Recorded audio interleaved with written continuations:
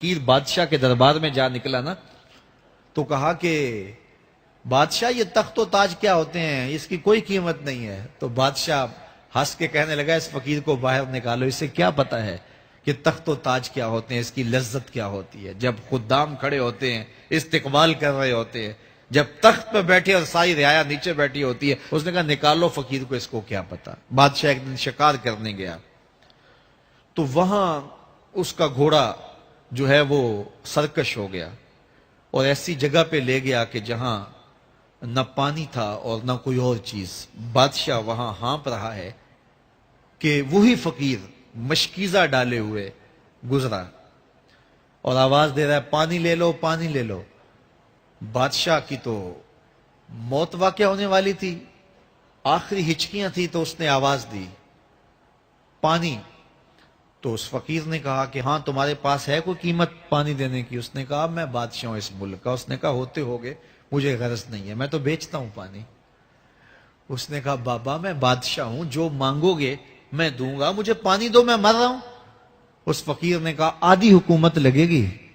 اس نے کہا آدھی لے لینا، مجھے پانی تو دو، کیونکہ مر گیا تو ساری جائے گی۔ اس نے پانی کا گھونٹ دیا، پیاس کی شدت تھی، جب پانی کا کٹورا اس نے منہ سے لگایا تو پانی حلق میں اٹک گیا۔ اب پھر دوبارہ مصیبت بن گئی تو اس فقیر نے کہا کہ میں حکیم بھی ہوں، اگر کہو تو تمہارا علاج کر دوں۔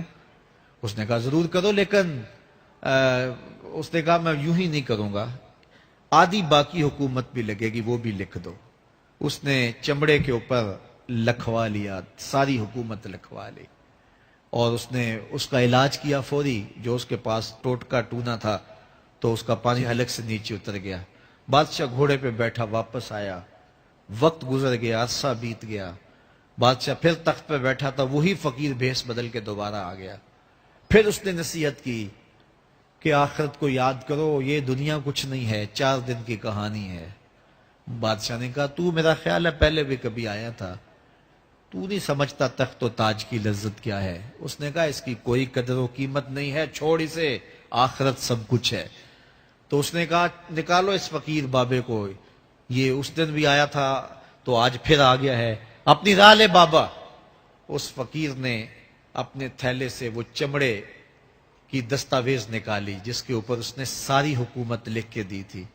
اس نے کہا بادشاہ یہ ہے تیری حکومت کی قیمت، صرف 2 گھونٹ پانی، جس پر تو نازاں ہے، جس پر تجھے فخر ہے، تو قبل اس سے سورج مغرب سے طلوع ہو جائے، توبہ کا دروازہ بند ہو جائے، سانسیں اٹک کے حلق تک آ جائیں اور ہماری زندگی کا دفتر سمیٹ دیا جائے، اور پھر پچھتائیں ہائے جو چند لمحے ضائع کیے، ہائے جو زندگی برباد کی وہ کیوں برباد کی۔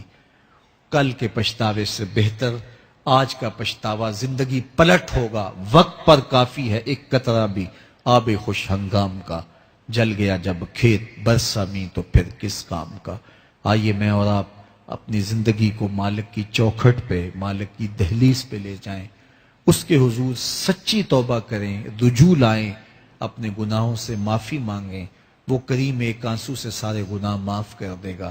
اپنی آخرت کی تیاری کریں، کاروبار دنیا بھی کریں، لیکن اصل ہماری زندگی آخرت کی زندگی ہے۔ صحابہ کو خندق کھودتے دیکھا تو پیار آیا تو یہی کہا اللہم ان العیش عیش الاخرہ، اے اللہ زندگی تو آخرت کی زندگی ہے، فاغفر للانصار والمہاجرہ، میرے انصار کو بھی بخش دے، میرے مہاجروں کو بھی بخش دے۔ تو اللہ تعالی ہم سب کی